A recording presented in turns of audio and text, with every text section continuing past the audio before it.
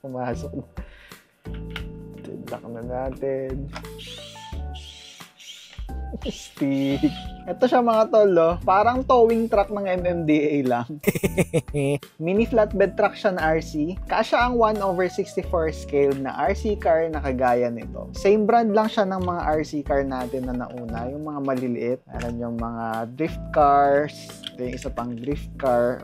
Kahit yung mga Hot Wheels kasya din dito.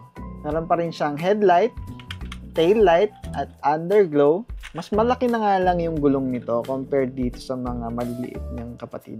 Para magamit yung flatbed niya at malagyan ng load, ibaba lang yung tray na to. Tapos hilain. Yan, mag-slide na siya pababang ganyan.